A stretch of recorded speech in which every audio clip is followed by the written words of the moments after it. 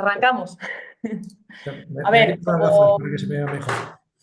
bueno, pues decíamos que el webinar de hoy se va a centrar en Bolsa Española, en analizar un poco, bueno, pues qué oportunidades ofrece la Bolsa Española para los inversores, si hay que hacerle un hueco en la cartera o no. Y para eso, pues contamos con nosotros con un gestor de referencia en este tipo de activo, que es José Ramón Iturriaga, que es gestor de Avante Asesores y de diversos fondos dentro de Avante Asesores. Os quería recordar un poco, bueno, pues cuál es la estructura de estos webinars de educación financiera de MyInvestor, que, bueno, pues son webinars en los que bueno, intentamos aclarar diferentes conceptos relacionados con el mundo de la inversión o de las finanzas personales o de las perspectivas que hay para los mercados. Concretamente, dentro de nuestros webinars educativos tenemos un ciclo que se llama Aprende con las gestoras. Y en este ciclo, pues aprovechamos para entrevistar a gestores estrella para que nos, bueno, pues para que nos ayuden un poquito a entender alguno de estos conceptos y de paso para que nos hablen un poco de ese fondo que gestionan, ¿no? Entonces, nada, simplemente recordaros que en los webinars de MyInvestor no se puede conectar ni el micro ni la cámara, con lo cual las preguntas las podéis dejar en el chat y el webinar pues, va a constar de una entrevista, en este caso pues, al gestor que hoy nos acompaña, que es José Ramón Iturriaga, y al cabo de esta entrevista abriremos el turno de preguntas de los asistentes, en el cual pues, nos podéis preguntar todas las dudas que os surjan. Si os van surgiendo a lo largo de la entrevista, no pasa nada porque las vayáis dejando en el chat porque en todo caso, ya al final del webinar, cuando abramos ese turno de preguntas de los asistentes, recuperamos esas dudas que se hayan quedado en el tintero en el chat, las leemos en voz alta y luego a su vez, pues las que nos queréis formular, pues las vamos respondiendo también. Y bueno, como os decía, hoy tenemos con nosotros a José Ramón Iturriaga, gestor de Avante Asesores. Avante Asesores es una entidad española independiente. Cuando decimos independiente, os recuerdo que nos referimos a que es una gestora que no está vinculada a ningún banco, ¿no? Y que está especializada en asesoramiento financiero, en gestión de activos y en asesoramiento patrimonial, tanto para particulares como para empresas. Avante se fundó en 2002, así que ya tiene más de 20 años de historia. Y uno de los gestores estrella de Avante es José Ramón Iturriaga, que es gestor, como os comentaba antes, de varios fondos dentro de la casa, incluido el Ogabango Delta, que ha sido el fondo más rentable de la categoría de bolsa española en los últimos años. De hecho, subió un 26% en 2023, un 21% en 2024, lleva un 12% en lo que va de año. Y bueno, pues situándose en los primeros puestos, cuando no en el primer puesto de la tabla de rentabilidad de su categoría. Así que sin duda José Ramón pues, es una de las voces más autorizadas para explicarnos en qué punto se encuentra la bolsa española. Entonces, bueno, lo único, José Ramón, ahora nos centramos en lo que es el mercado español, pero antes incluso casi de arrancar, casi te preguntaría ya no por la bolsa española, sino por la bolsa en su conjunto, ¿no? Porque el título que le hemos dado al webinar es ¿sigue teniendo atractivo la bolsa española? Pero hay quien piensa siquiera si sigue teniendo atractivo la bolsa en general, ¿no?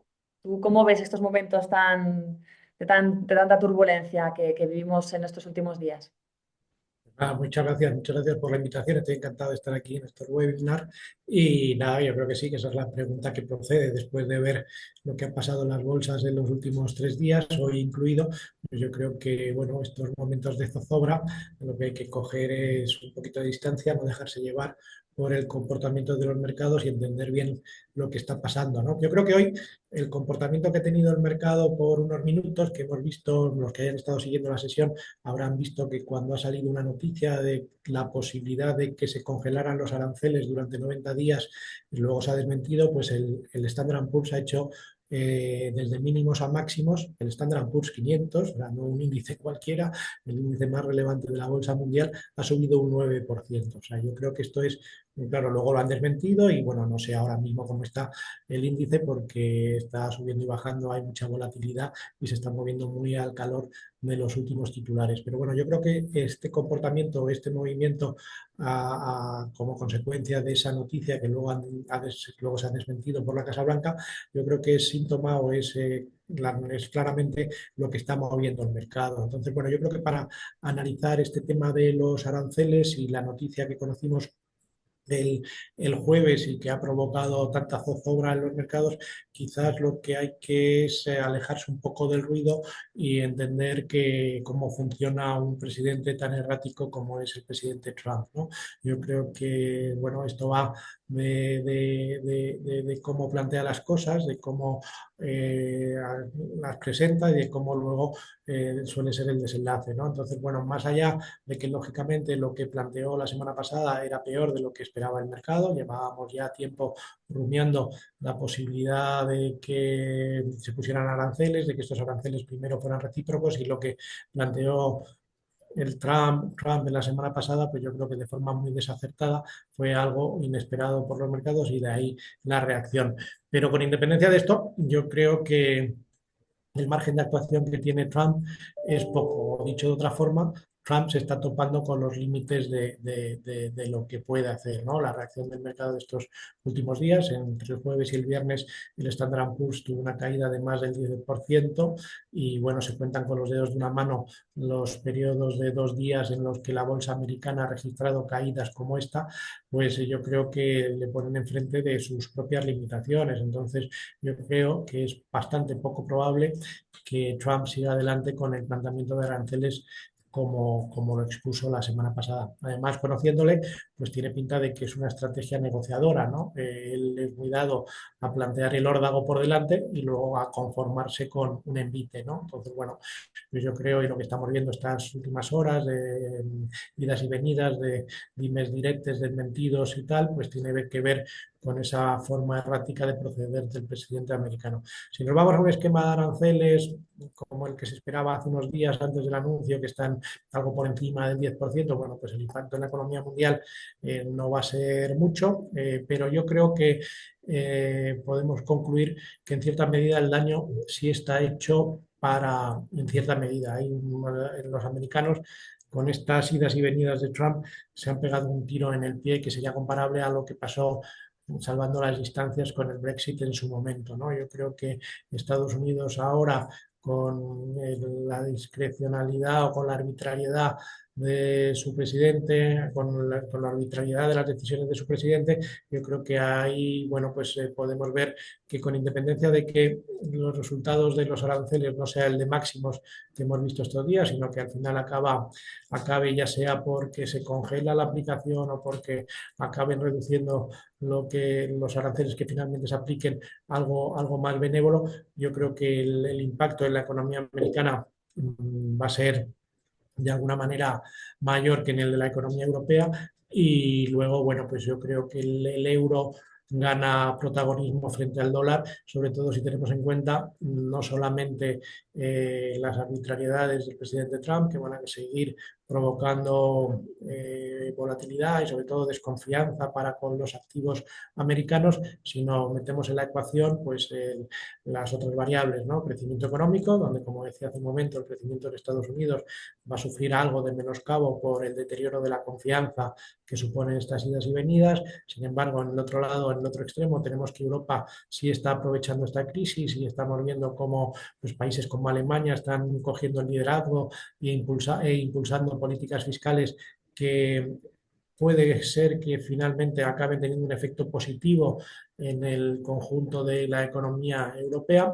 y luego pues hay que incluir las valoraciones y el posicionamiento, ¿no? Valoraciones siguen siendo favorables a las bolsas europeas, en concreto la española, siguen estando en absoluto, pero sobre todo en relativo, mucho más baratas que la bolsa americana y luego el tema del posicionamiento, que yo creo que es otra de las claves, sobre todo en un momento en donde el mercado en su conjunto empieza a desconfiar del dólar, de los activos en dólares, creo que el posicionamiento, pues la cifra de 9 billones, billones de los nuestros, de los de 12 ceros, de inversiones de inversores europeos en Estados Unidos, que es el 20% del valor de la bolsa americana o prácticamente la suma de todas las bolsas europeas, pues podríamos ver cierta repatriación de esos euros. Entonces, bueno, yo creo que confluye todo para que una vez que se aparque o se asiente el polvo de los últimos acontecimientos, que se acabará asentando, no tengo duda, siempre se asienta, siempre se acaba asentando. Tenemos mucha experiencia en estos últimos años de periodos turbulentos y el polvo siempre se acaba asentando, y yo creo que ahora, pues con más razón, porque depende solo de que una persona se retracte, que se reconduzca sus decisiones, y yo creo que, bueno, pues el presidente Trump pues no se caracteriza por ser especialmente consistente en sus decisiones, déjame que lo ponga así. Entonces, bueno, yo creo que es bastante probable que se retracte. Bueno, pues yo creo que veremos cómo continúa el movimiento que vimos en la primera parte de este año, ¿no? En el primer trimestre del año, pues bolsa europea haciéndolo mejor que la bolsa americana. Estamos viendo ya flujos de dinero saliendo de Estados Unidos, entrando en Europa, y bueno, yo creo que eso está apoyado en unos fundamentales macro, micro, de valoraciones y de posicionamiento, que una vez que superemos este episodio de volatilidad en los mercados, si acaso salen reforzados. Ujú. Bueno, yo quería abundar un poco en lo que comentas tú de que al final el polvo siempre se asienta, porque al margen del análisis que tú haces, ¿no? De, bueno, pues de cómo está actuando Trump, hasta qué punto es fiable, las amenazas de Trump o hasta qué punto son peligrosas o no, lo cierto es que cuando uno invierte en bolsa tiene que invertir a largo plazo, porque siempre se producen altibajos en el corto. Unos altibajos son más acusados que otros, pero bueno, la bolsa es así, ¿no? Y ahora pues está sucediendo esto.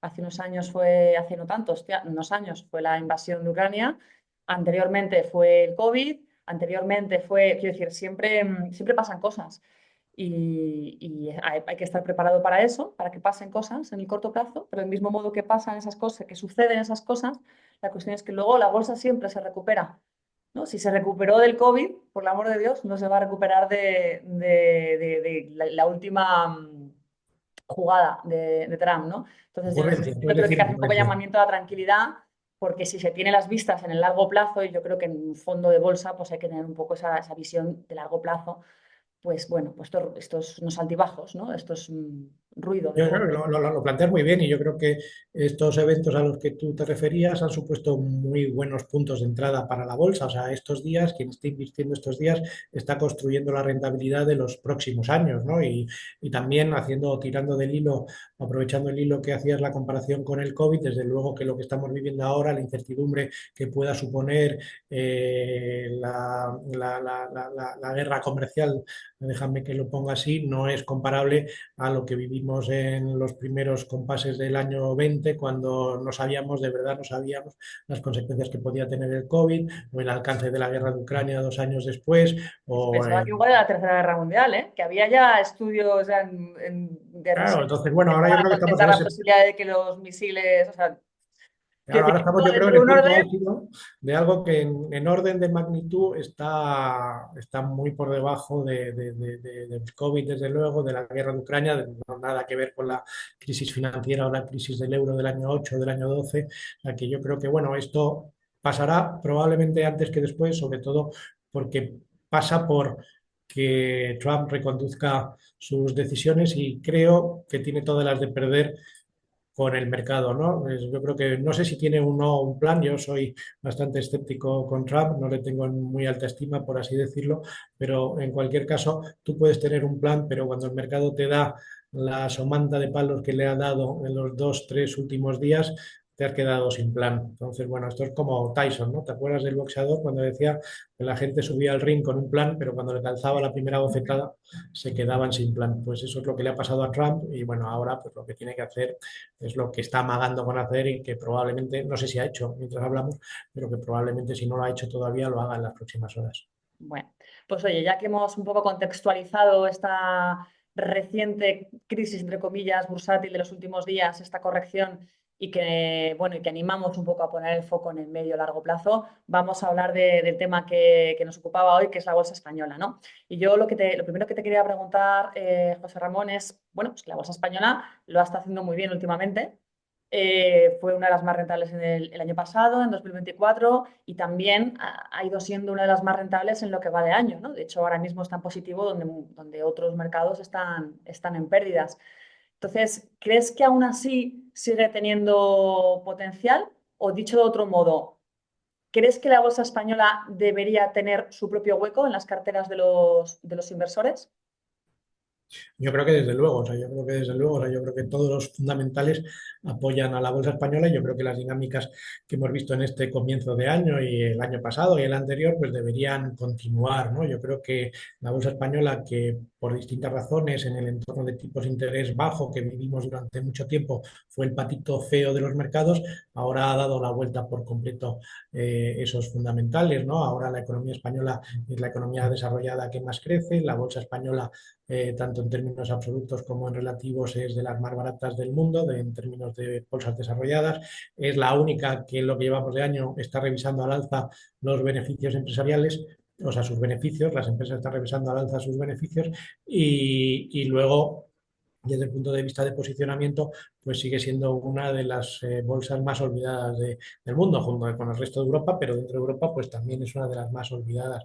Yo creo que, bueno, se cumple con todos los requisitos para que lo siga haciendo bien, ¿no? En este contexto que estábamos describiendo ahora al inicio, de dinero saliendo de Estados Unidos y entrando en Europa, pues, por así decirlo, España brilla con luz propia. España lo va a seguir haciendo mejor macro, lo va a seguir haciendo mejor por el lado macro, lo va a seguir haciendo mejor por el lado micro, las valoraciones están ahí, la composición del índice también ayuda. O sea, el índice español es un índice donde el peso de los bancos, que son de los sectores que mejor lo están haciendo este año, pues tienes el de los pesos, el del índice de los que mayor peso relativo tiene la banca, y luego el resto del índice, pues tiene mucha economía real, que es con poca exposición internacional, mucha exposición local. O sea, yo creo que se reúnen todas las condiciones para que la bolsa española lo siga haciendo bien. Y hay que recordar que, bueno, al inversor español es al que más le duele perderse la subida de la bolsa española, ¿no? Porque básicamente lo está viendo aquí todos los días, ¿no? Pues hoy, cuando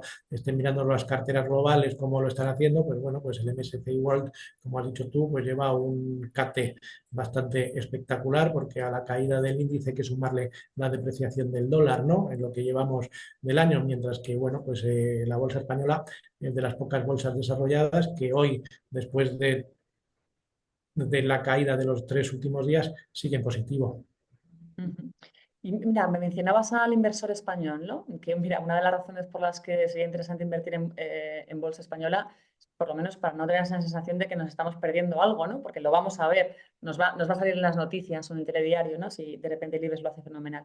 Pero abundando sobre esta cuestión, José Ramón, ¿tú crees que los inversores españoles tienen algún tipo de ventaja específica a la hora de invertir en bolsa española, aunque sea a través de fondos de bolsa española?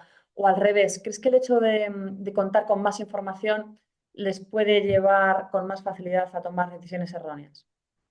Bueno, yo creo que los inversores españoles primero les duele más perdérselo por lo que tú decías, porque lo están viendo aquí todos los días y somos conscientes de que cuando vemos subir la bolsa española o la bolsa europea, y lo hemos visto, o sea, ha habido ventanas temporales donde la bolsa europea y en concreto la bolsa española lo han hecho mejor que las bolsas o los índices globales. De hecho, lo han hecho mucho mejor en los periodos donde el dólar se ha depreciado como está pasando ahora.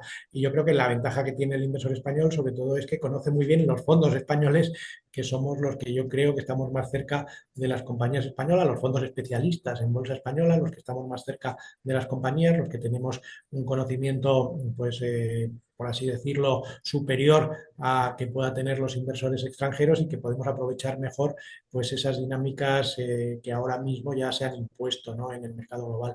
Quizás el inversor español lo que le perjudica es el ruido político, ¿no? Porque el ruido político hay veces que los árboles te impiden ver el bosque, ¿no? Entonces, con la controversia política en la que estamos instalados ahora mismo en España, pues hay muchos inversores que por el ruido que es muchísimo, hoy en estos últimos días hay más ruido de mercado, pero en estos últimos tiempos lo que abunda en España en los medios es sobre todo el ruido político. Lo que te hacen muchas veces es dejar de aprovechar una oportunidad que, si dejas a un lado el tema político, pues es una oportunidad buenísima. O sea, si es capaz de dejar al lado la controversia, el enfrentamiento político que tenemos, que no es algo excepcional de España, pero claro, lógicamente nosotros aquí nos hacemos eco de lo que tenemos más cerca, que es lo español, pero si somos capaces de de obviarlo o ponerlo o relativizarlo como hay que relativizarlo, pues vamos a ser capaces de comprobar que bueno, pues la economía española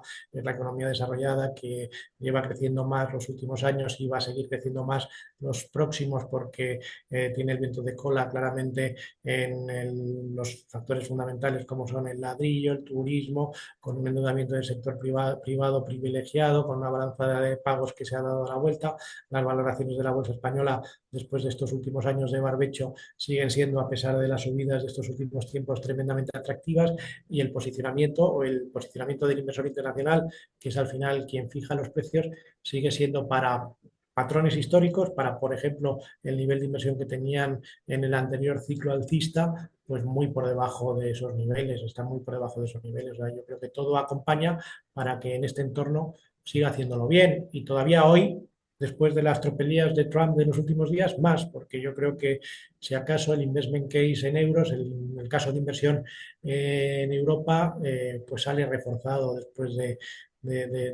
todas estas arbitrariedades, de toda la volatilidad que ha provocado y que probablemente siga provocando Trump a futuro por su forma de ser. Ujú. Cuando hablamos de los atractivos de la bolsa española, José Ramón, pues mencionamos que, o se suele mencionar que está barata, ¿no? Y en este caso te quería pedir un poco que nos hagas de profe y nos expliques qué es eso de que una bolsa esté barata o que una compañía incluso esté barata cotizada, ¿no? En los mercados.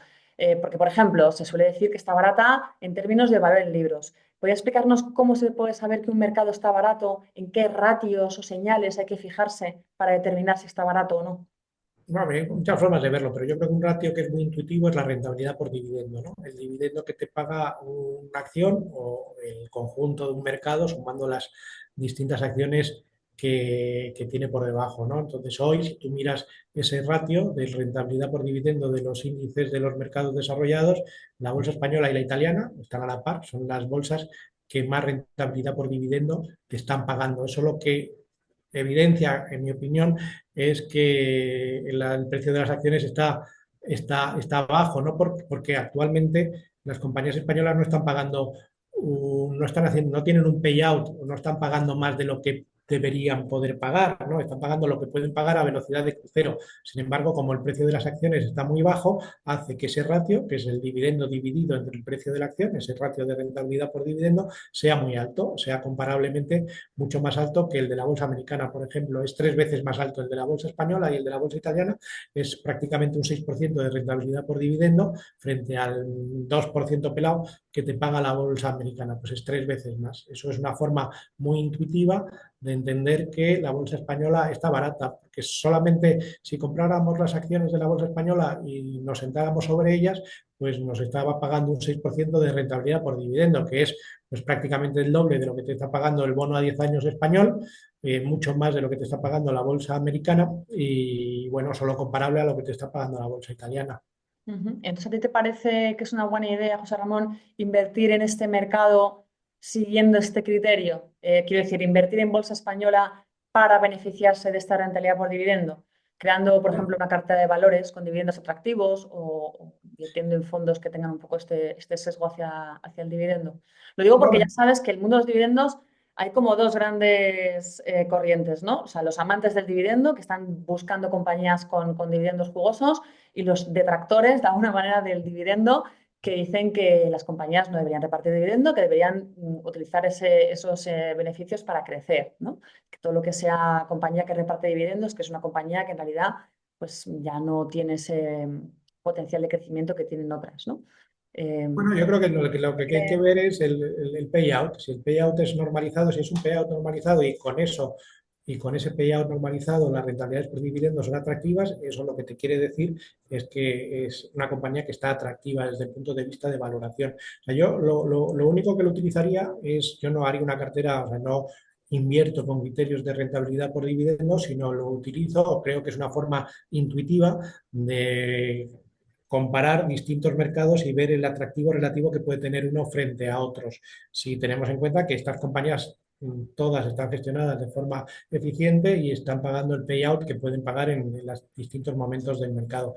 Otra forma de ver ese atractivo es pues, los buyouts que estamos viendo en Bolsa Española últimamente, ¿no? Vimos el año pasado el Grupo LAR, la semana pasada Catalana Occidente haciendo una OPA de exclusión por el 40% de la compañía que no tiene la familia gestora, fundadora y principal accionista de la compañía.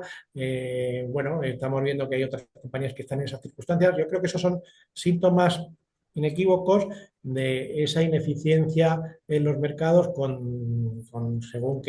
según qué mercados, ¿no? Entonces, bueno, yo creo que hay que utilizarlo así y creo que más que montar una cartera que busque maximizar la rentabilidad por dividendo, lo que creo que hay distintas señales que lo que nos advierten es de la oportunidad que hay ahora mismo en la bolsa española, porque por muchas razones, por distintas razones, el mercado está siendo, lleva tiempo siendo ineficiente con los mercados europeos e en concreto con los mercados del sur de Europa. Esto tiene mucho que ver pues, con el entorno de tipos de interés anómalamente bajos que hemos tenido durante mucho tiempo, ¿no?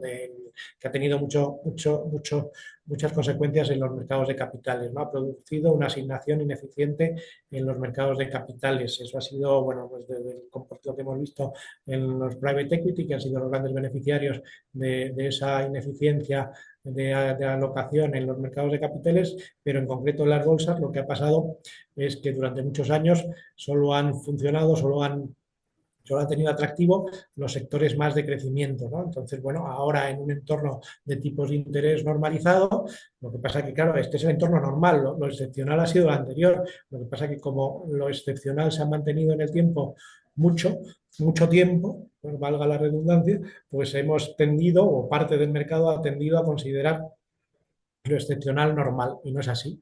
Hay que volver un poco a los manuales que habían cogido mucho polvo como consecuencia de el tiempo que hemos tenido ese entorno de tipos absurdamente bajo bueno, y entender que en un entorno de tipos de interés normales, pues bancos a 7 8 veces beneficios, socimis con descuentos del 40% sobre el valor de sus activos, compañías cíclicas como tal, pues hay que volver un poco a las métricas que hemos utilizado tradicionalmente para valorar las compañías y que en cierta medida han estado invalidadas por un entorno de tipos de interés absurdamente bajo. Esto ya se ha corregido y ahora estamos volviendo a esta normalidad y bueno, pues los que hacemos stock picking, pues después de haber pasado una travesía en el desierto estos últimos tiempos, pues hemos vuelto a dar pie con bola, ¿no? Ujú. Y bueno, pues una de las razones por las que la bolsa española lo ha hecho mejor en los últimos tiempos es precisamente por el buen tono del sector bancario, que antes lo mencionabas, que tiene, como sabemos, un peso muy importante, ¿no? en el mercado cotizado español. ¿Por qué lo han hecho mejor los bancos, José Ramón? ¿Y crees que seguirán haciéndolo mejor en el futuro? Yo creo que los bancos lo han hecho bien porque primero, o sea, hemos vuelto, son los que más han beneficiado de esa vuelta a la normalidad de los tipos de interés, ¿no? La medida que el activo con el que trabajan vuelve a tener un precio, o sea, se vuelve a pagar por el dinero, pues vuelven a ganar dinero, que era algo que, bueno, pues el mercado había en cierta medida descartado, ¿no? Entonces habían ido a valoraciones absolutamente ridículas. Ahora piensa que hace 4 años, 5 años, en el peor momento del COVID, se pudo comprar los bancos a 0,2, 0,3 veces valor en libros. Ahora mismo, desde esos niveles absurdamente bajos, pues han recuperado, pero sigue estando a múltiplos razonablemente baratos si los comparamos con lo que hay que compararlos, que es con las valoraciones previas al 2008, ¿no? Porque claro, y hacías tu referencia a esto antes, ¿no? El periodo excepcional de los mercados, llevamos tiempo instalados en esa excepcionalidad, ¿no? Empezó con la crisis financiera del 2008, siguió con la crisis de deuda del año 2012, si a la crisis de deuda le siguió el auge de los populismos que tuvo su punto álgido en el año 17 con el Brexit, con el referéndum del Brexit, luego cuando empezábamos a levantar cabeza llegó el COVID, la guerra de Ucrania, periodo de hiperinflación, o sea que hemos tenido muchos sucesos extraordinarios que se han producido en un periodo de tiempo relativamente corto. Y eso ha llevado a que, bueno, pues a que los bancos que son los que más afectados o los que más correlación tienen con la evolución de los tipos de interés hayan sido el sector que se convirtió, por así decirlo, en la piñata del mercado. Ahora ya lo que estamos viendo es que esas circunstancias que llevaron a que los bancos se fueran a esas valoraciones absurdamente bajas ya no están vigentes y todo lo contrario, lo que estamos viendo es como un entorno como el actual, con tipos de interés entre el 2 y el 3%, con crecimiento de la economía entre el 2 y el 3% en el caso de la economía española y con inflación entre el 2 y el 3%, pues los bancos ganan mucho dinero, la rentabilidad se rote, ¿no? La rentabilidad se ha estabilizado claramente por encima del coste de capital y eso no se ha reflejado todavía en sus valoraciones. Si eso estuviera reflejado en sus valoraciones, pues estarían cotizando pues, muy por encima del valor en libros al que están cotizando ahora y con Pérez pues más cercanos a 12 que a 8 veces como están cotizando ahora. Entonces, bueno, pues es verdad que han subido mucho en estos últimos tiempos, ¿no? Se ve claramente con la evolución, por ejemplo, del Sabadell, que ha estado o está bajo la lupa de todos como consecuencia de la OPA que tiene encima OPA hostil por parte del BBVA, ¿no? Pues si comparamos al precio al que hizo el primer amago el BBV y al precio que está ahora, pues Sabadell ha multiplicado pues, prácticamente por 4, pero como los beneficios han recuperado mucho, porque ha cambiado por completo las dinámicas en estos últimos tiempos, tanto de crecimiento de la economía, sobre todo como de rentabilidad por la evolución de los tipos de interés, pues siguen estando baratos, ¿no? Y yo creo que eso es uno de los factores que favorece a las bolsas del sur de Europa por el peso relativo mayor del sector bancario en los índices del sur de Europa. Ujú. Pues mira, precisamente te quería preguntar por la OPA de BVA sobre Sabadell. Quería pedirte que nos explicaras cómo afecta a los accionistas en general el lanzamiento de una OPA, que es una cosa que nos preguntan de vez en cuando, ¿no?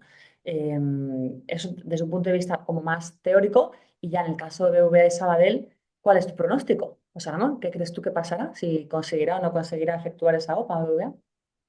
Bueno, pues las OPAs afectan a las accionistas. Bueno, pues si salen adelante, pues que te llevas, normalmente lo que hacen es, te hacen una OPA con una prima para quedarse con la participación, son OPAs parciales, OPAs totales, en el caso de Sabadell es una OPA en principio total para quedarse con el banco y normalmente con una prima, ¿no? Pues normalmente suele ser una buena noticia, también suele ser síntoma de que hay quien encuentra valor en este tipo de compañías y por eso se dan este tipo de operaciones corporativas, ¿no? Lo que estamos viendo, y es otra de las grandes diferencias con otros momentos de estos últimos años, es que el mercado de capitales está a pleno rendimiento. Es algo que no pasaba en el año 2008, es algo que no pasaba en el año 2012, es algo que tampoco pasaba en el 17. Ahora los mercados de capitales funcionan y funcionan bien y eso hace que, bueno, se puedan dar estas circunstancias. Lo malo de las OPAs para el inversor es que en muchos casos, pues como el caso de Catalana Occidente la semana pasada, lo que te puede hacer es topar el recorrido que puedas tener en una acción, ¿no? Y es por eso lo hacen, ¿no? Por eso la familia Serra lo saca de cotización, pagando una prima pues, de un 20% con respecto al último día de cotización previo al lanzamiento de la OPA, porque cree que tiene más recorrido, si no, no lo harían, porque por eso lo sacan de cotización y prefieren ellos pues aprovecharse de esa ineficiencia del mercado y quedarse ellos con el upside, ¿no? Por así decirlo. Eso pues es algo parecido a lo que pasó con Alba hace unos meses o lo que pasó con Corporación Financiera Alba, que también la ha sacado de cotización, o lo que pasó con el Grupo Lar y hay otras compañías en el candelero, compañías españolas, que cumplen con esos criterios de infravaloración, de un grupo familiar como principal accionista, que además son los ejecutivos o gestores de la compañía y consecuentemente la conocen muy bien, que pueden optar por ese atajo, ¿no? Pueden optar por ese atajo desde Prosegur, Prosegur Cash, Línea Directa, Meliá, Tubacex, si me apuras, o sea, hay muchas compañías que están en esas circunstancias y que, bueno, como consecuencia de las infravaloraciones a las que cotizan estas compañías y el tiempo, Acciona Energía, y el tiempo, el tiempo que se han mantenido esas ineficiencias, pues que traten de aprovecharlo. Y con respecto a la pregunta del Sabadell y BBV, pues bueno, yo creo que la acción, bueno, después de estos últimos movimientos de estos dos últimos días, no sé exactamente cómo está la prima, pero creo que antes de que todo esto pasara, para que saliera la OPA, yo creo que el BBV debería mejorar la oferta. O sea, yo creo que la defensa del Sabadell ha sido muy acertada, la defensa me refiero de los ejecutivos del Sabadell para que mejoren el precio de la oferta, pero bueno, es una decisión que tienen que tomar los accionistas del Sabadell, es una decisión que tienen que tomar los dueños de la compañía. Los ejecutivos o el consejo de la compañía puede aconsejar en un sentido o en otro, pero lo que tiene sentido, los que toman la decisión son los accionistas.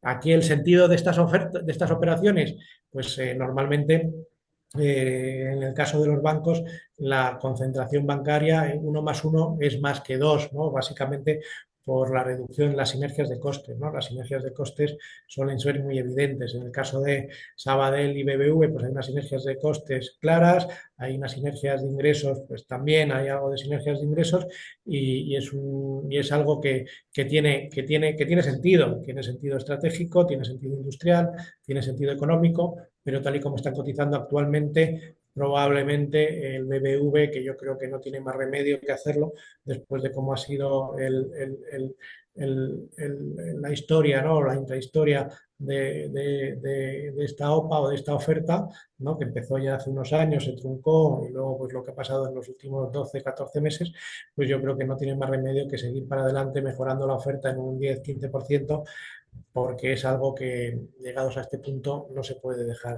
ir. Ujú. Bueno, y más allá del sector bancario, ¿qué otros sectores ves interesantes en estos momentos? Bueno, yo creo que pues mucho de lo que tiene que ver con la economía real, ¿no? Porque más allá de lo que se está hablando últimamente, de la eventual desaceleración económica y esos cantos de sirena de recesión y tal, bueno, yo creo que lo contabas tú al principio también con la guerra de Ucrania o con el tema del COVID, porque el COVID es completamente distinto, ¿no? Pero la guerra de Ucrania, que era también un evento puntual, pues hablaron también, se magnificaron las posibilidades o los posibles desenlaces catastróficos. Yo creo que, bueno, el tema de los aranceles, si bien vamos a ver primero en qué se terminan concretando y aunque puedan tener un impacto económico, creo que el impacto económico no va a ser tanto, desde luego, para Europa y mucho menos para España, ¿no? Yo creo que la economía española lo va a seguir haciendo, lo va a seguir haciendo bien y no hay que dejarse llevar, ¿no? No hay que dejarse llevar un poco por estos cantos de sirena de últimamente. Entonces, bueno, yo creo que la suma con macro acompañando, valoraciones atractivas, posicionamiento y bueno, ese flujo entrando en bolsa europea y dentro de la bolsa europea, la bolsa española, pues de las que más destaca, pues yo creo que hay que aprovecharlo. Ujú. Bueno, y yéndonos ya a uno de los fondos que gestionas, José Ramón, bueno, yo creo que buque insignia de la casa, que es Locabango. ¿Cuál es la filosofía de inversión de Locabango? Háblanos de él. Bueno, pues Okavango bueno, pues, lo que tratamos es de maximizar el retorno dentro del universo de compañías que seguimos, que bueno, pues yo opté hace tiempo ya, por más de 20 años, por ser cabeza de ratón, cuando monté el fondo y me centro solo en compañías españolas. Sigo solo compañías españolas donde, bueno, pues creo que por esa dedicación exclusiva y por ese tiempo que llevo dedicando, pues tengo un conocimiento pues diferencial, ¿no? Que es de lo que se trata, de aportar un conocimiento diferencial y de bueno, ese conocimiento diferencial que se plasme en rentabilidad diferencial. ¿No? De ese 70 compañías me quedo con el tercio que creo que ofrecen más potencial de revalorización. Estas son las compañías donde el valor que yo creo que tienen y el precio al que cotizan, ese diferencial, es el mayor. Esta forma de proceder, pues lo que me lleva es a tener carteras concentradas, concentradas por sectores, muy concentradas por sectores, ¿no? En pocos sectores, porque bueno, las infravaloraciones se producen normalmente de forma generalizada. Normalmente es difícil que sea solamente un banco o una aseguradora o una inmobiliaria la que está barata, sino bueno, el mercado se mueve un poco más por modas y suelen ser el conjunto del sector, ¿no? Entonces me quedo con esas compañías donde creo que la infravaloración es mayor, compañías que conozco muy bien y luego normalmente por esta forma de proceder suelen ser compañías que el mercado pues no les tiene mucho cariño, ¿no? Suelen ser compañías algo contrarias, ¿no? Para la percepción del mercado. Entonces, bueno, pues como te habrás dado cuenta, pues es algo se lleva haciendo en el mercado desde hace tiempo, ¿no? Esto Templeton lo definía, si tú compras compañías, pocas compañías, compañías que conoces bien, compañías que están baratas y posiblemente o mejor, si es una visión contraria, pues el único ingrediente que te falta para que esta estrategia tenga éxito o resulte exitosa es la paciencia, ¿no? Que al final es como nos demuestra estos últimos años, pues el ingrediente más difícil, ¿no? El sentarte sobre estas posiciones donde tienes un nivel de convencimiento muy alto y esperar que el mercado pues te acabe o te termine dando la razón. Pues esa es mi forma, o sea, no es una forma especialmente sofisticada de hacer las cosas, es algo que se lleva haciendo tiempo, es una visión o una forma muy fundamental de invertir, muy cualitativa, nada cuantitativa. Entonces, bueno, pues lo que demuestra estos últimos años que con paciencia las cosas funcionan. Ujú. Bueno, ¿y cuáles son las principales posiciones de Locabango y qué es lo que te gusta de ellas? Bueno, pues ahora mismo pues la principal posición de Okavango es Caixa, o sea, las cinco principales posiciones son Caixa, Acerinox, Berlín, Indra y Sabadell. Bueno, como ves, pues tengo un poco, y Merlin lo he dicho, ¿no? Pues son un poco pues compañía de los bancos que yo creo que en este entorno se lo van a seguir haciendo bien una vez que superemos las convulsiones de estos últimos días.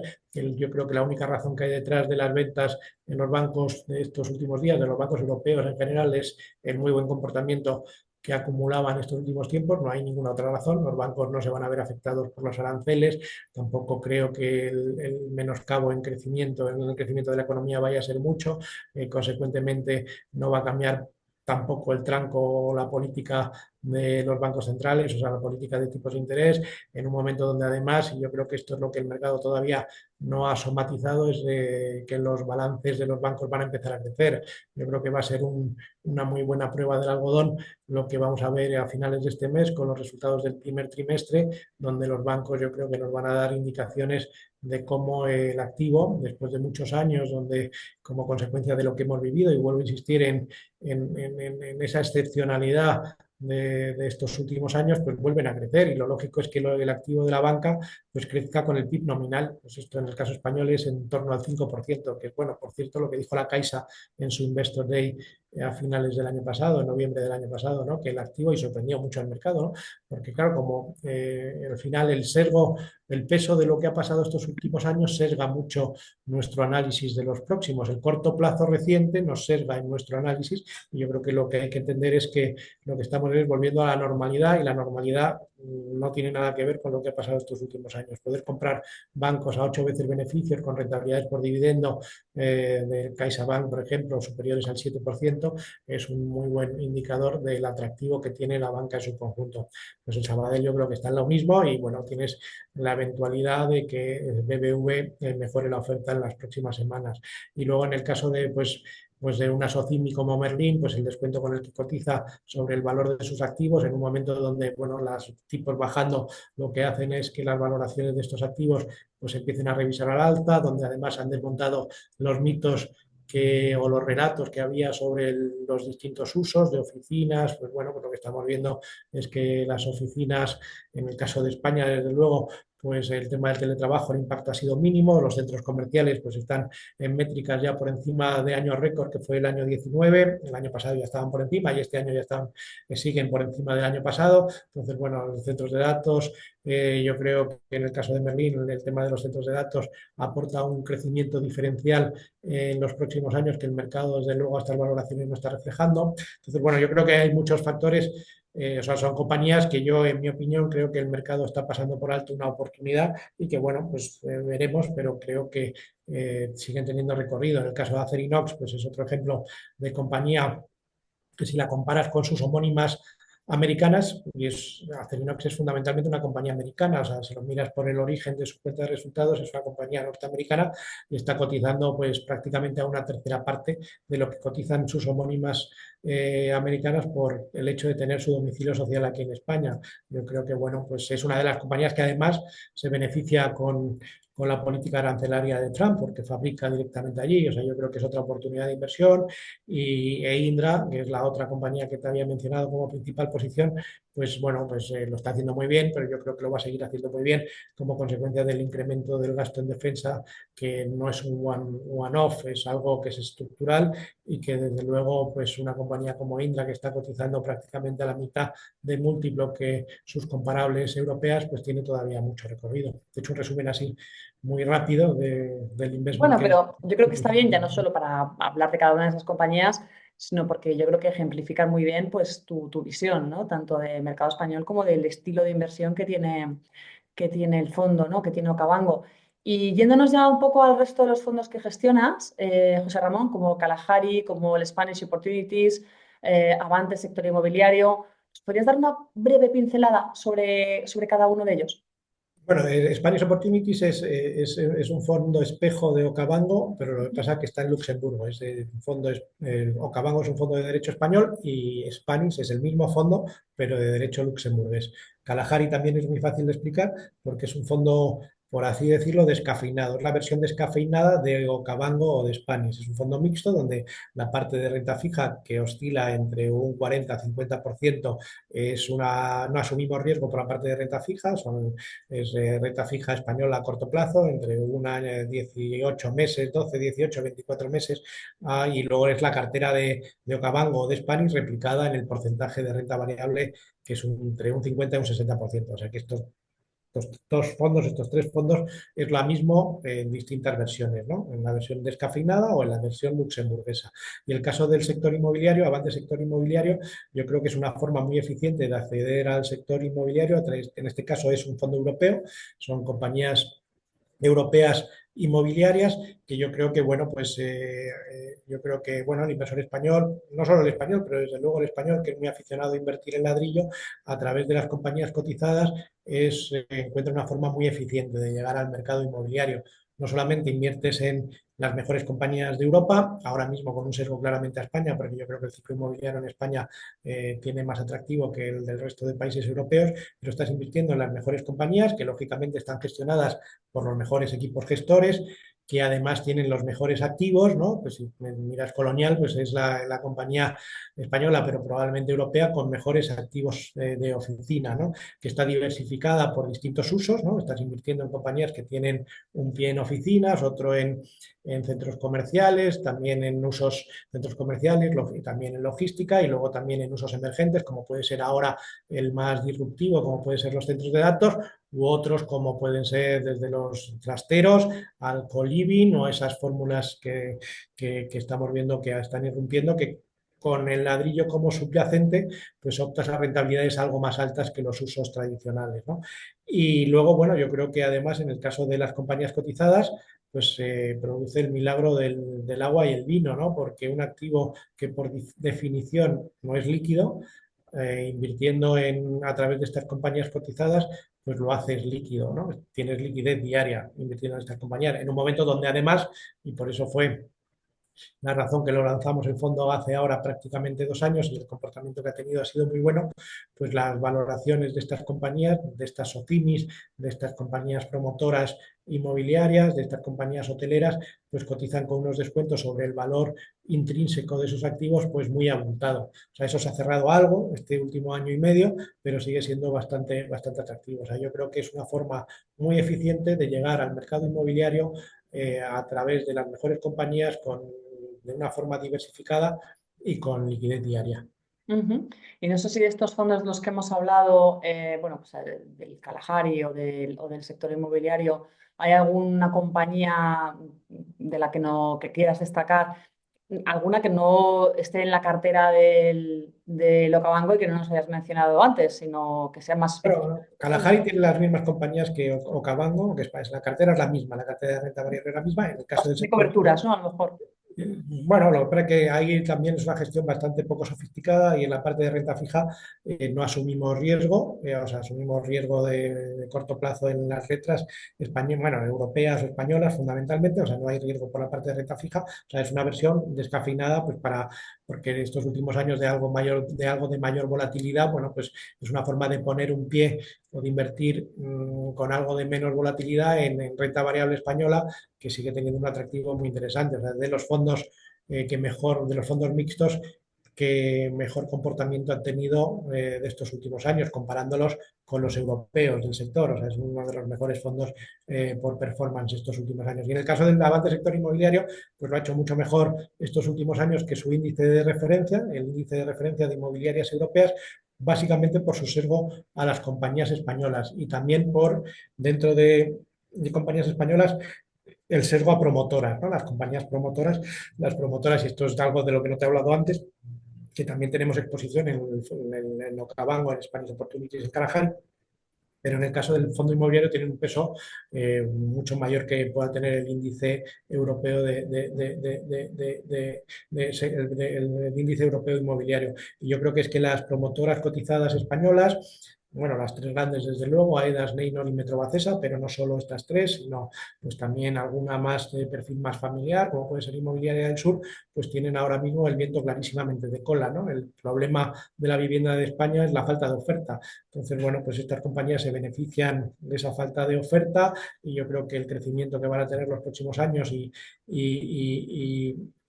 y la protección que tienen en márgenes como consecuencia de las dinámicas del mercado está ahí a unas valoraciones muy atractivas en un momento donde, bueno, pues estamos viendo, ¿no? Que bueno, Metrovacesa tiene ahí un accionista como es Carlos Slim, que podría optar por excluirla de cotización en cualquier momento. Eso podría pasar también con Aedas, que tiene a su principal accionista, que es un accionista financiero, que bueno, pues estamos viendo que está tratando de pergeñar su salida y eso podría pasar por un movimiento corporativo. Sea, yo creo que son compañías que desde el punto de vista de las dinámicas del propio sector de residencial en España le acompañan claramente, o sea, acompañan las dinámicas del sector claramente a unas valoraciones muy atractivas y que tienen también ese componente corporativo que puede hacer que, bueno, pues se adelanten esos retornos, ¿no? Si se diera algún tipo de operación. Ujú. Bueno, y ya por finalizar, José Ramón, ¿cuáles son las previsiones de la casa, las previsiones de Avante Asesores para este año? ¿Qué mercados, qué activos consideráis que lo van a hacer mejor? Bueno, yo de las previsiones de Avante, pues bueno, yo creo que al final lo que optamos por Avante es una cartera diversificada. Yo creo que preferiblemente, yo creo que la forma óptima de invertir es habiendo entendido por qué inviertes, habiendo hecho una planificación financiera previamente y entendiendo por qué tienes que optar a esas rentabilidades, por qué tienes que tratar de optar a esas rentabilidades para conseguir esos objetivos que te has marcado en tu planificación financiera. Y una vez que entiendes eso, o sea, construyendo la casa desde los cimientos y no desde el tejado, pues tener una exposición diversificada fundamentalmente a través de fondos, que creemos que es la forma más eficiente de llegar a los distintos mercados a través de los distintos gestores, de los mejores gestores, y bueno, con ahora mismo una ligera sobreponderación en el caso de Avante de los activos europeos, por lo que estábamos hablando antes, pero yo creo que es optar de llegar al mercado de una forma diversificada y de una forma eficiente, porque aunque la bolsa americana ahora nos pueda parecer algo menos atractiva, creemos que a largo plazo hay que tener bolsa americana, o sea que no, yo ahora te echo el investment case muy desde el ángulo de lo que hago yo, que es bolsa española, y yo creo que ahora toca que la bolsa española y la bolsa europea se ve, pero eso es una visión más de parte, más de mi parte, que no de la visión global de Avante, ¿no? Ujú. Bueno, muy bien. Pues pasamos ahora a las preguntas de los asistentes. Aquellos que queráis, pues ya sabéis que nos podéis formular vuestras dudas o preguntas que tengáis sobre, bueno, pues el mundo de la bolsa española o cualquiera de los temas que hemos mencionado hoy. Y mira, una de las cosas que preguntan, José Ramón, es sobre tus perspectivas para el cambio euro-dólar. ¿Cómo crees que va a evolucionar en los próximos, el medio plazo? Bueno, yo creo que el euro dólar es una muy buena pregunta y sobre todo por cómo afecta al inversor en euros en el mercado global. Yo creo que es algo que siempre hay que tener en cuenta y bueno, y más cuando está Trump merodeando por aquí, que sabemos que es bastante fan del dólar débil, ¿no? Entonces ya en su primer mandato, en el primer mandato de Trump, el dólar se fue a 1,20 y bueno, no me sorprendería que dado lo que estamos viendo últimamente, pues el dólar también pudiera volver a esos niveles, ¿no? Desde el 1,10 que está cotizando ahora hasta el 1,20. Eso es una depreciación de prácticamente un 10% que lógicamente hay que tener en cuenta cuando invertimos en mercados denominados en dólar. Entonces, bueno, yo creo que tiene importancia y hay que tenerlo en cuenta a la hora de invertir, Ujú. desde luego. ¿Y qué va a pasar con los tipos? Que ahora parece que hay los tipos de interés en Estados Unidos, me refiero, con toda esta, con estas turbulencias y la Bueno, pues inflación. yo creo que es difícil anticipar nada, porque claro, las medidas arancelarias o los aranceles con los que amaga Trump tienen un impacto en la economía, negativo para la economía. Eso lo que haría es que la Fed fuera proclive a unas mayores bajadas, pero sin embargo también son inflacionistas, ¿no? Los aranceles, desde luego, son inflacionistas. Entonces dejan a la Reserva Federal un poco entre la espada y la pared. Entonces, bueno, la Reserva Federal ahora está un poco entre la espada y la pared. Yo creo que no, a todo esto había una reunión hoy de la Reserva Federal, no sé si ha habido algún tipo de anuncio ahora mientras estábamos en directo, pero yo no creo que la Reserva Federal se deje llevar por las presiones de Trump y creo que cumplirá en la medida de sus posibilidades fielmente con su mandato, que es un doble mandato, ¿no? De velar por el crecimiento y por la contención de los precios. Pero claro, Trump no les hace para nada la vida fácil, pero no creo que en este entorno vayan a bajar los tipos mucho, ni aquí, ni bueno, ni allí, ni aquí en Europa tampoco. No creo que vayamos a encontrarlo, porque a pesar de que ahora podemos estar en el momento álgido de negativismo, no creo que la sangre vaya a llegar al río en lo que se refiere a crecimiento. Ujú. Preguntan también sobre su visión, sobre la visión que tienes de Mafre. Comenta un asistente que él compró acciones de la compañía, pero que, bueno, pues que ha tenido pues, un mal comportamiento en el último mes, la cotización de Mafre Bueno, y más que en el último mes han sido los últimos 3 días, ahora sí. Pero yo creo que lo que no te puedes dejar llevar es por lo que ha pasado estos últimos 3 días. Yo creo que Mapfre no la tengo en cartera, pero Mapfre es una compañía que está cotizando unos múltiplos muy atractivos, que lo estaba haciendo muy bien últimamente y que lo que hemos visto, la caída de estos 2, 3 últimos días, tiene más que ver con que lo hayan hecho bien, igual de igual manera que han caído los bancos, de igual manera que ha caído Acerinox o de igual manera que ha caído Indra. Ha habido muchas compañías que han tenido esas caídas del 18 o 20% que apunta este participante que ha tenido Mafre, pero vamos, no tiene nada que ver con los fundamentales. Yo creo que le recomendaría paciencia y desde luego no vender por lo que haya podido pasar estos 2, 3 últimos días, para nada.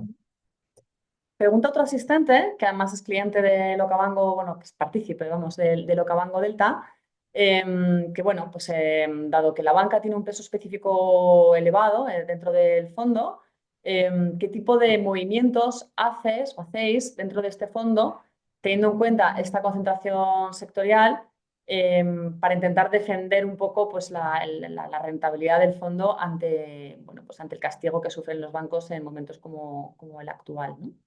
La verdad es que se puede hacer poco, se puede hacer poco, pero bueno, porque bueno, podría, si hubiera cambiado mi visión fundamental sobre la banca, por lo que está pasando, pues vendería a los bancos, pero como lo que está pasando, y yo creo que lo he explicado a lo largo no ha hecho que cambie mi visión fundamental sobre los bancos, pues si acaso compraría algo más, si entrara dinero, pues compraría algo más de bancos, porque creo que poder comprar los mismos bancos que me parecían muy atractivos hace un 20%, poderlos comprar un 20% más baratos, creo que es una oportunidad muy buena para comprarlos, ¿no?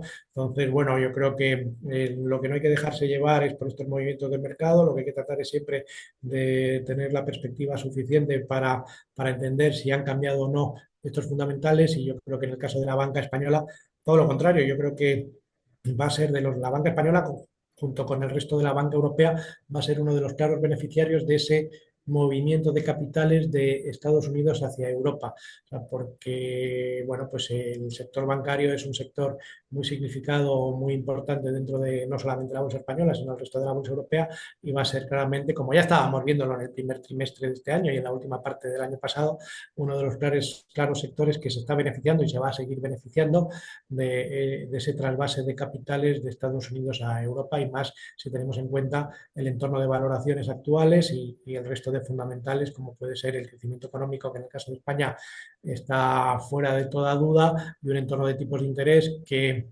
en un entorno, si acaso, de algo mayor depresión en precios, va a hacer que se mantenga más cerca de estos niveles que mucho más abajo, ¿no? Yo creo que la banca tal, pero bueno, que shocks como el de los 2, 3 últimos días son muy difícilmente salvables o es muy difícil Sí, que nada esto... más es peligroso, ¿no? Intentar Claro, contener pues, el lo que hemos impacto. visto hoy con el intradía que hemos visto El desde market Singapur. timing es una herramienta que puede ser más perjudicial que beneficiosa, ¿no? Lo de me salgo y luego vuelvo a entrar y cubro, Bueno, pero sí, sí, sí, vamos a largo plazo. volviendo a lo del principio, ¿no? De que hablaba de cuando empezábamos la conversación, que haber visto hoy prácticamente un 10% de intradía en el Standard and Poor's 500, o sea que no es un índice cualquiera, por un titular que luego han desmentido de la posibilidad de que congelaran la aplicación de los aranceles 90 días, yo creo que es síntoma de que ahora el que haga tonterías se puede pillar de manera muy importante. O sea, el que decida salirse porque se deje llevar un poco por el devenir del mercado de estos últimos días, pues puede perderse una recuperación que puede ser muy rápida y brusca si se confirma el escenario, que yo creo que es central, de que Trump no va a aplicar la peor de las medidas. O sea, no va a llegar la sangre al río, ¿no? Ujú. Preguntan también, José Ramón, cuáles son los sectores más afectados en España por los aranceles de Trump. La verdad que pocos sectores, o sea, en los sectores de forma directa, el comercio que tenemos con Estados Unidos, las empresas que comercian con Estados Unidos son muy pocas, son de forma muy tangencial y luego de forma indirecta, pues yo creo que se pueden, o sea, pues, de forma indirecta se pueden ver afectadas las compañías de componentes de coches, pero eso yo creo que ya las valoraciones que veíamos en este tipo de sector, del sector del automóvil, ya eran muy bajas y están descontando prácticamente el infierno, o sea que tampoco se va a ver muy afectado. Luego, pues, ¿cómo puede afectar el crecimiento de la economía española a una eventual desaceleración de la economía global? Pues tampoco es unívoco, ¿no? Porque hay factores mitigantes en el caso de Europa, como pueden ser las políticas fiscales expansivas que estamos viendo que está abanderando Alemania. Y bueno, y luego pues también hay que tener en cuenta, por lo que decíamos antes, ese flujo de dinero saliendo de Estados Unidos entrando en Europa. Entonces, bueno, yo creo que no hay una forma muy evidente de jugarlo, o sea, de jugarlo, de ponerse corto en nada, porque no hay ninguna compañía, bueno, beneficiarias, pues si lo llevado al extremo, pues Acerinox es claramente beneficiaria porque fabrica allí. Entonces, si no importan acero del resto, los aranceles sobre el acero suben, pues se beneficiará de que es una compañía más protegida, pero tampoco creo que haya una forma muy evidente de jugarlo. Sí, es que precisamente eso preguntaban también, José Ramón, cómo invertir, o sea, si invertir, por ejemplo, ahora en eléctricas, en gasistas o petroleras españolas es una buena idea aprovechando la caída que han experimentado en estos últimos días, ¿no? Un castigo que a lo mejor ha sido pues muy indiscriminado. Bueno, yo creo que ha caído todo. Entonces, bueno, pues yo creo que lo que hay que tratar de entender es si han cambiado los fundamentales o no de estas compañías. Yo creo que no ha cambiado los fundamentales de prácticamente ninguna. O sea, yo creo que tiene más atractivo pues los sectores que lógicamente tengo en cartera, que no es ninguno de estos. O sea, no tengo ni compañías, bueno, tengo eléctricas renovables, pero no tengo ninguna de las eléctricas integradas y no tengo ninguna de las redes. Yo creo que en valoración relativa con respecto al resto de la bolsa española están claramente más caras, y Repsol, que sí es una compañía petrolera, bueno, la compañía petrolera española y que está barata, desde luego que está barata. Yo creo que en un entorno de precio del petróleo presionado, pues a lo mejor no tiene el buen comportamiento que puedan tener otras compañías, como por ejemplo los bancos, que sí van a tener buenas noticias por el lado de la cuenta de resultados. O sea, yo tengo pocas dudas de que a finales de este mes los bancos, cuando publiquen, nos van a dar sorpresas muy positivas, ¿no? Ujú. Preguntan también, José Ramón, ¿qué ventajas tiene invertir en un fondo de una gestora versus invertir en un índice, ¿no? Por ejemplo, el índice general. Dicen, es decir, invertir en Avante tiene unos costes más elevados que un ETF sobre el IBEX 35 o un ETF o un fondo indexado en general. Entonces piden que les expliques qué ventajas tendría pues, invertir, por ejemplo, en un fondo como el que tú gestionas versus en un indexado. Yo creo que lo tienes súper fácil, porque además teniendo un fondo que bate al índice en los últimos años de una manera tan acusada, pues al final pues, ahí está la Me mejor. he dejado votando, me he dejado Pero yo creo que votando. aunque sea a nivel teórico, es útil recordarle a la gente, José Ramón, qué es lo que le tiene que pedir a un fondo. Porque hay veces que nos falta un poco de espíritu crítico, ¿no? La gente que a lo mejor no tiene tanta educación financiera o que delega en exceso pues en según qué asesores y demás, pues que es bueno recordarles cuáles son las dos o tres cosas que tienen que mirar en un fondo para saber si efectivamente ese fondo merece la pena o no, o si para estar en ese fondo efectivamente hubiera sido mejor estar en un ETF o en un fondo indexado. Sí, yo creo, bueno, como te he dicho, me has dejado votando delante de la portería, ¿vale? Porque pero bueno, si tú miras el comportamiento del fondo desde el año 2020, de octubre del 2020, que fue cuando la bolsa europea hizo mínimos hasta ahora, pues el índice habrá subido un 60% y el fondo ha subido pues un 150%, o sea que ha tenido un comportamiento diferencial y ahí dentro de ese valor liquidativo están incluidos los costes a los que se refería quien hace la pregunta, ¿no? Y luego, bueno, yo creo contestando a tu pregunta, que es más teórica, pues yo creo que el inversor a la hora de mirar un fondo de gestión activa, que es el que tiene que ver, pues tendría que ver que de verdad sea un fondo de gestión activa, que no solamente sea activo a la hora de cobrar comisiones, ¿no? Que asuma tracking error. Eso no quiere decir que siempre vaya a batir al índice, ¿no? Pero por lo menos que lo pueda batir, ¿no? Entonces, el problema que tenemos es que, Y que lo consiga, José Ramón. Ojo, quiero claro, y decir, que lo ya consiga, a ¿no? mí qué quieres que te diga. Lo del tracking Bueno, error está bien, pero si está bien, si les ha servido para hacerlo mejor, porque si tengo un tracking error muy elevado y lo está haciendo claro, bueno, yo creo que perfectamente. bueno, primero es eso que lo consiga y luego dentro de los que se anuncian como de gestión activa, luego hay muchos que son gestión pasiva encubierta, ¿no? Entonces, bueno, pues si ya haces lo que te están vendiendo es gestión pasiva encubierta, pues vete directamente a la gestión pasiva. Yo soy firme defensor de la gestión activa, pero bueno, porque es lo que me da de comer, pero que en España lo que tenemos es una industria de fondos de gestión activa, que bueno, algunos lo llaman fondos de autor, que son muy reconocidos, que son muy buenos, que lo vienen haciendo bien y si miras el comportamiento de no solamente de Ocabanco, sino del resto de fondos españoles, de fondos especializados en renta variable española estos últimos años, lo hemos hecho prácticamente todos claramente mejor que el índice, ¿no? El que mejor Cabango, pero el resto lo han hecho también muy bien, pues desde Magallanes a Zeta, a Bestinver, Cobas, Santander Small Caps, o sea, ha habido muchos fondos especializados en renta variable española que lo hemos hecho bien. Bueno, eso quizás en otros mercados, eso también es algo que el inversor tiene que mirar. No es tan fácil o no es tan evidente o no hay tantos gestores que batan a los índices, ¿no? Es probablemente más difícil batir al SP 500 o que batir a la bolsa española. Lo que claro, los gestores españoles, y por eso yo me dedico a hacer bolsa española, lo que tenemos es un mejor conocimiento o un conocimiento que debería ser diferencial de la bolsa española y es donde podemos quizás batir esos índices de forma recurrente eh, con mayor probabilidad, ¿no? Ujú. Bueno, en resumen, ¿qué es lo que le tenemos que pedir a un fondo? Pues que lo haga mejor que el índice, ¿no? Si es un fondo de gestión activa, o sea, no es un fondo indexado, sino que es un fondo pues, convencional, ¿no? De los que lo intentan hacer mejor que el conjunto del mercado, pues lo que tenemos que pedir es que efectivamente lo haga mejor que el conjunto del mercado y no que lo haga mejor en el último año, sino que lo haga mejor en todos los plazos, de forma consistente. Que en el último año, en los últimos 3, en los últimos 5, desde el lanzamiento del fondo, sistemáticamente sea capaz de batir a su índice de referencia. Hombre, que pueda tener un año malo, pero que No en me hay que general perdonar. veamos que esa estrategia o que ese equipo de gestores o ese gestor en concreto tiene la capacidad para batir a su índice. En todo caso, rentabilidades pasadas no garantizan rentabilidades futuras. O sea, tenemos que ver lo que ha hecho el fondo en el pasado, luego también tenemos que entender cuál es la filosofía de ese fondo y qué valor añadido aporta ese gestor para que podamos seguir confiando en él en el futuro, ¿no? De por qué lo ha hecho bien esta persona hasta ahora o este equipo hasta ahora, por esta razón y por esta otra, aquí hay una lógica, ¿no? Hay una filosofía que es de inversión que tiene un sentido, ¿no? Y de ahora en adelante, pues va a seguir batiendo al índice porque ahí sigue ese equipo, porque ahí sigue bueno, pues ese criterio inversor, ¿no? Esas son las cosas que deberíamos mirar. Y luego no mirar solo la rentabilidad, también mirar la volatilidad, el riesgo. O sea, tú puedes apostar por un fondo porque lo hace mejor que el índice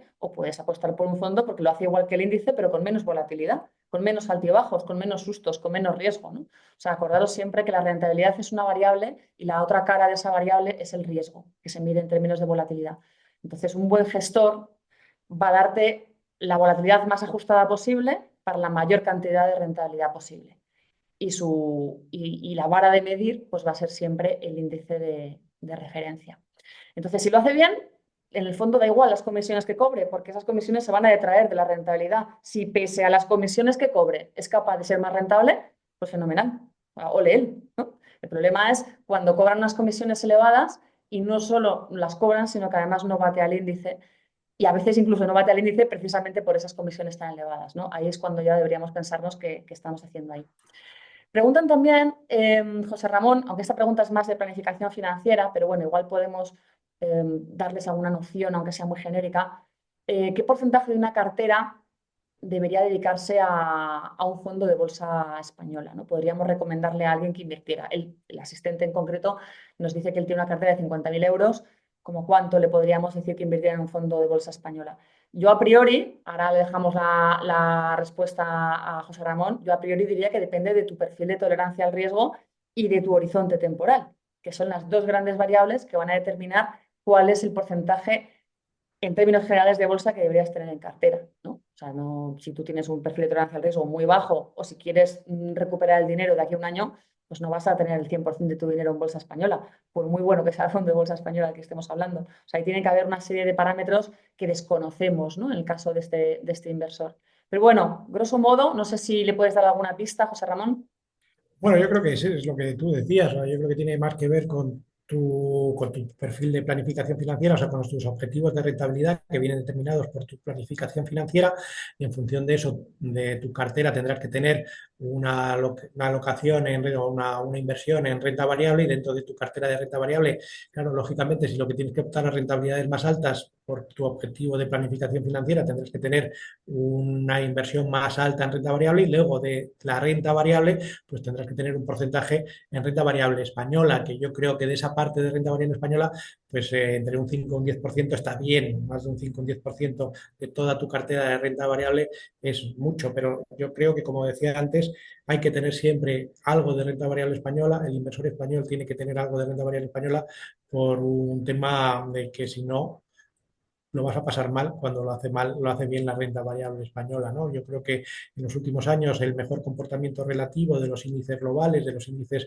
con más sesgo de crecimiento, de los índices americanos, ha hecho que en gran medida el inversor español se haya olvidado de los fondos europeos y en concreto de la bolsa española. Y yo creo que el comportamiento de estos últimos años lo que debe suponer es una llamada de atención de que una parte, que puede ser eso, un 10% de tu cartera en renta variable, tienes que tenerlo en renta variable española para por lo menos disfrutar de lo que estás viendo a tu alrededor, ¿no? Si tú estás viendo, yo estoy viendo ahora mismo la Puerta de Alcalá desde mi oficina, que lo veo desde aquí mirando por la ventana, por eso me ves mirando por encima de la pantalla de vez en cuando, ves lo que está pasando por aquí fuera, y que yo quiero participar de la fiesta que es la que se ha convertido España, a pesar de las idas y venidas del amigo Trump. Ujú. Te preguntan también, cambiando un poco de tercio, por Grifols, José Ramón, todos los sustos que dio con el tema de Gotham y demás. ¿Cuál es tu visión sobre la compañía?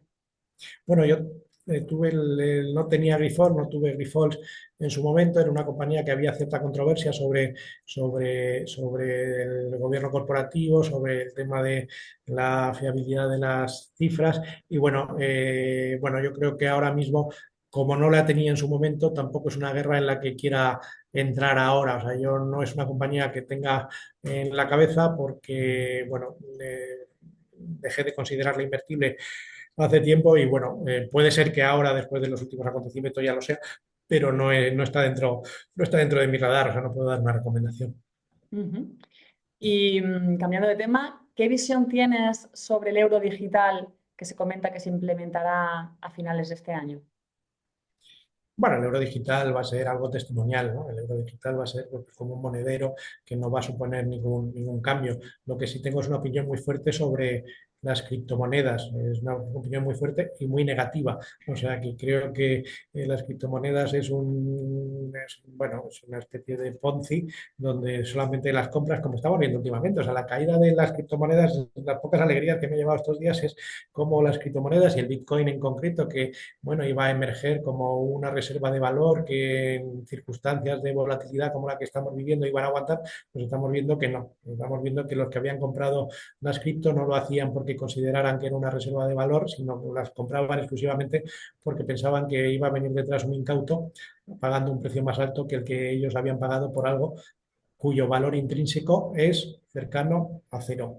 Entonces, bueno, pues del euro digital, bueno, me parece bien, es una medida que es un avance tecnológico que el Banco Central Europeo va a adaptar para facilitarnos en cierta medida la vida a los europeos, que va a ser testimonial, porque lo que podamos tener nosotros en ese monedero digital, pues va a ser poco, no va a ser nada, no va a cambiar la vida, y sin embargo, los bitcoins y de criptomonedas que estos últimos años han emergido con gran fuerza, aprovechándose un poco de esa avaricia que muchas veces a los inversores nos mueve, pues están demostrando como lo que parecía, a muchos nos parecía desde hace tiempo, un, un- un- no quiero decir estafa, pero es lo que me viene a la cabeza. Bueno, lo bueno que tienen las criptos es que al final será cuestión de tiempo, pero al final se verá quién nadaba con ropa y quién nadaba desnudo, ¿no? Te preguntan también sobre qué opinas del gasto, del incremento obligado del gasto en defensa, ¿no? ¿Cuáles son tus previsiones también para las empresas de defensa, tanto a nivel nacional como europeo? Bueno, yo creo que la gasto en defensa solo tiene un camino. O sea, yo creo que Trump ha supuesto un punto y aparte en lo que es las relaciones internacionales, el orden multilateral. O sea, yo creo que hay un cambio y desde luego los europeos estamos abocados a hacernos cargo de nuestra defensa y eso supone un incremento de gasto sustancial en los próximos años. Es algo estructural de lo que, lógicamente, quien más se va a beneficiar son las compañías europeas.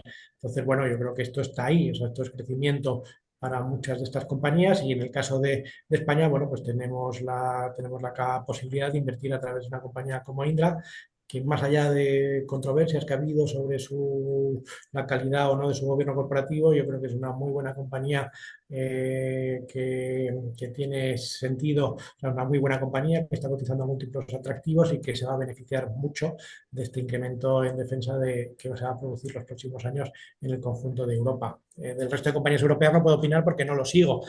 Quizás Airbus también, mi compañía que se puede invertir, porque también es pseudo española, pues podríamos invertir en Airbus, que también se va a beneficiar de estos incrementos de gasto, pero yo creo que ahora mismo Indra es, como dicen los guiris, un no-brainer, o sea, cotizando a la mitad de múltiplo que el resto de comparables europeas, se va a beneficiar pues parecido, a lo mejor algo menos porque el gasto en defensa en España no se va a incrementar tanto, pero de los programas multilaterales, de los programas multilaterales europeos, o sea, de lo que le toca de Eurofighter, dejadme que lo ponga así, pues va a beneficiar igual que el resto de países europeos porque eso pues lo vamos, o sea, al radar del Eurofighter lo va a seguir haciendo Indra de todos los Eurofighters que se vendan en Europa, que lógicamente hoy es más de los que se iban a vender hace un año.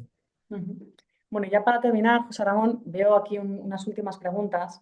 Una de ellas es, bueno, pues alguien que nos pide que le recomendemos fondos de inversión de bolsa, ¿no? Para aprovechar las caídas que se han producido en los últimos días y entrar en bolsa, precisamente, ¿no? Nosotros no podemos hacer recomendación de inversión desde este foro y no es que no podamos porque legalmente no podamos, que no podemos, sino que además no debemos, porque al final una buena cartera de inversión tiene que ser a la medida del inversor, de sus necesidades, de su perfil de tolerancia al riesgo, lo que comentábamos antes, ¿no? Del horizonte temporal que tenga. Entonces, no hay una cartera perfecta, no hay unos fondos perfectos, ¿no? Todo depende de las necesidades de cada uno. Pero me llama la atención cómo hay gente que está viendo las correcciones de los últimos días como una oportunidad de compra y luego al mismo tiempo estoy viendo otras preguntas que me están diciendo, ostras, pues es que yo he invertido en una cartera de un robo-advisor y me ha caído un 7% en los últimos días, ¿qué hago? ¿Me salgo? ¿No? O sea, y está el caso opuesto, ¿no? El caso del que se quiere salir porque ha visto caídas y entonces no entiende por qué hay caídas y quiere salir. Entonces, te quería invitar un poco, José Ramón, a cerrar con una reflexión general sobre cómo se tiene que enfocar precisamente esto de la inversión en bolsa, ¿no? Un poco al hilo de lo que hemos estado comentando a lo largo de toda la presentación, ¿no? Que la bolsa al final es el activo que es. Es el más rentable de todos, según todo tipo de estudios históricos, comparativos a 20, 30, 50, 100 años, la bolsa es el mejor activo, pero es el mejor activo con vistas al largo plazo. En el corto es el más volátil y pasan cosas como esta, ¿no? Pasan cosas como Trump, pasan cosas como Putin, pasan cosas como el COVID, que esperemos que no vuelvan a pasar. Entonces, si no se entiende esto, que puede no entenderse o puede no tolerarse, porque no todos tenemos el mismo estómago y esto es así, y no hay quien no puede comer picante, y pues ¿qué le vamos a hacer? Pues no, que no lo coma. No. Entonces, hay igual que ajustarse un poco al nivel de tolerancia personal y siempre desde la convicción de cómo funcionan los mercados, ¿no? O sea, alejarse un poco del ruido del corto plazo y centrarse en qué tipo de inversor eres, qué tipo de cartera tienes y confiar en que esa cartera pues, te va a dar los frutos que tiene que darte en el medio plazo. No sé si he sido demasiado teórica, remata No, tú, no, yo creo que ha estado Ramón, que muy bien. igual lo aterrizas mejor que yo. No, no, yo creo que lo estás aterrizando tú mucho mejor que yo todo, porque yo me tiendo a ir mucho por las ramas, aunque a veces lo interesante está en las ramas. Pero con respecto a esta reflexión y a los comentarios pues, de gente que haya podido invertir recientemente y que haya perdido y que lo está pasando mal, bueno, lo que hay que entender aquí es algo que explica muy bien Kahneman, ¿no?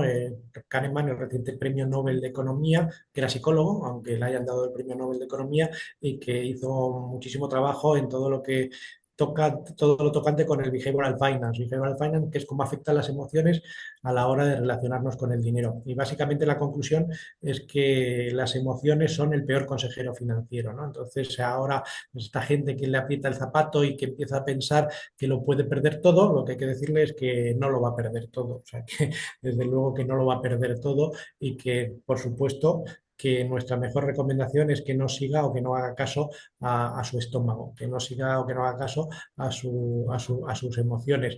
Esa es la mejor recomendación que le podemos dar ahora y es precisamente si consigue mantenerse fiel bueno, esto es más fácil si has hecho un ejercicio previo de planificación financiera y entiendes por qué estás invirtiendo y entiendes por qué tienes que tener ese nivel de exposición a renta variable, pues lo entiendes mejor, pero en cualquier caso, ahora no es momento de vender y ¿puede ser momento para comprar? Bueno, pues haciendo referencia a la introducción que hacías tú al empezar esta conversación, pues lo que hemos vivido estos últimos años, que han sido muchas cosas, ¿no? Pues de la gran crisis financiera, la crisis de deuda, el auge de los populismos, el Brexit, COVID, Ucrania, la hiperinflación, estos momentos de excesos, bueno, Japón este mes de agosto, este último mes de agosto, vimos un día amanecimos con Japón cayendo un 12%, pues hemos visto que primero que quien nos ha dejado llevar pues ha agradecido mucho el no dejarse llevar y vender en estas circunstancias, el que nos ha dejado llevar por el mercado, y todo lo contrario, quien ha apretado los dientes y ha comprado y ha entendido que era buen momento para comprar, pues lo ha agradecido. Pero paradójicamente las rebajas es algo que no funciona en bolsa. O sea, la gente hace 2 semanas con la bolsa española en 13.500 hacía cola para subirse a la bolsa española y hoy, pues por debajo de 12.000 claramente, nos hemos cerrado en 11.000 y pico, 11.600, 11.000 por ahí, no lo sé, pero por ahí, pues parece que le da más miedo y es todo lo contrario, pues a 11.600 la bolsa española, me refiero al IBEX, tiene más recorrido que hace 2 semanas a 13.500. Y yo creo que de esta conversación que hemos tenido tú y yo se puede desprender que los fundamentales, a pesar de las caídas de estos últimos días, pues no han cambiado mucho. Por lo tanto, hoy el potencial de esa misma bolsa es pues prácticamente un 15% mayor. Ujú. Muy bien, pues con esto ya finalizamos la sesión de hoy.